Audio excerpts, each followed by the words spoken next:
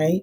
And I'm just saying, you do not need to be at your 100% in order to help someone. They're not waiting for you to be at your 100%. If you've been waiting to finish your journey, if you've been waiting to completely heal or completely transform into this beautiful butterfly that God has called you to be, or this is the video for you, why you do not need to wait until you hit that finish line. Because one, newsflash, you'll never actually finish.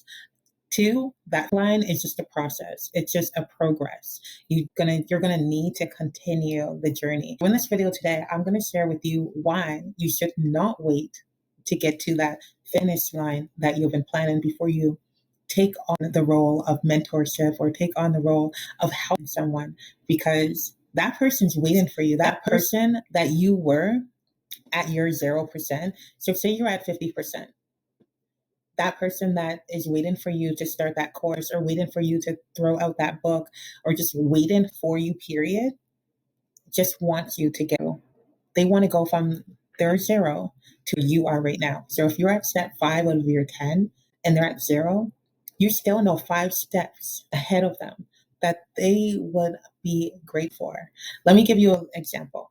So when my ex left me with all the bills and my son to raise, I'm telling you right now, I have grown and learned so much of myself and my relationship with God because I was that single parent.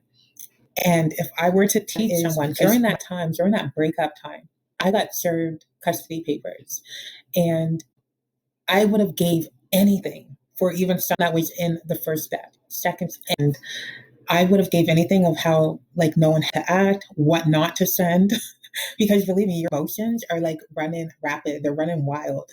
And you have to know what to say, what not to say, what to do, what not to do, and all the things like finding a lawyer, what to ask the lawyers. Definitely, but I would have gave know how to behave during that time and what not to do, especially if the person that was teaching a course or writing the book, if they were dealing with a narcissist. And believe me, I've had a mentor during that time. And 4 years later, I'm still going through the process. And if someone was where I was at day 0, like being served those papers to 4 years later, and had I've had a mentor or had read a book or anything, because first thing I did was YouTube. I went into YouTube, had the information there, oh my gosh, it would have been so helpful. Like from being at 0 to like I am at 80% right now. Like I am at the final stage, and there's so many people that I can help. Like there's books, there's courses, there's all the things, right? And I'm just saying, you do not need to be at your 100% in order to help someone. They're not waiting for you to be at your 100%. They just want the steps that you took to get to your 50% or your 30%, because that is 30% more than where they are now. You get what I'm saying? Like, no matter where you are in your journey, no matter where you are in your valley, you can help someone that is at ground zero, that is at the door, that just been thrown into the room. Here's something I came across yesterday. But the teacher has asked the class, hey, give me instructions on how I would make a peanut butter and jelly sandwich. Sounds simple, right? So they all written out their instructions, the entire class written out the instructions, and the teacher got the bread, got the peanut butter, got all the ingredients and all of the material that you need to make a PJ sandwich. And would you believe that no one in the class was able to give an accurate description on how to actually make a peanut butter and jelly sandwich? They said all you do is you take the peanut butter, you take the jelly, and you spread it on the bread, and you put it together.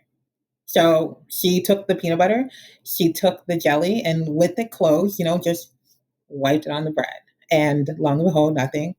So she went through all of the instructions. And if you're one of those people that are very detailed in your instructions, you're probably like, why are you telling me this? Because if you are a person that is very detailed and given instructions, there's people that love you.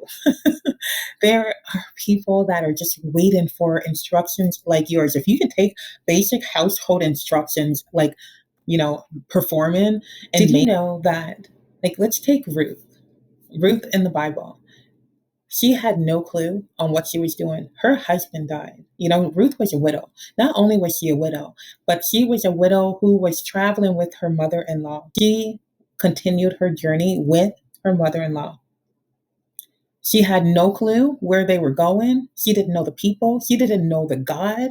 She didn't know anything. And what did Ruth do? She didn't just say, oh, I have no clue. I'm going to sit around waiting for things to get better. No. She turned to her mother-in-law and she said, I'm going to go glean in the field. She had no, she'd never gleaned before. She didn't know the people. Imagine going into the field and you're just like, oh, I'm going to go behind these people here and I'm going to pick up what they discard.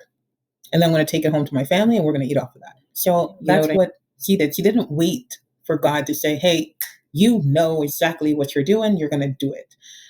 She had no clue what she was doing. She had no idea of the people. She had no idea at all of the outcome that would have taken place, but she trusted. She trusted in God. She trusted in her mother-in-law. She trusted in instructions. And she went along with it until it made sense. Sometimes you just got to continue to go along with it until it makes sense. But you have this instruction manual called the Bible. Read it. It will prepare you for what is to come. Ladies, you don't need to be at your 100%. You just need to be wherever you are, whatever season you're in. There's someone out there waiting for you. And if you're like, I have no clue, or maybe you have all these talents and you have no clue which one would best serve the people that you want to serve, I included a prompt down in the description. It's free. Okay. It's a free prompt that you can enter into ChatGPT and it'll give you the answer.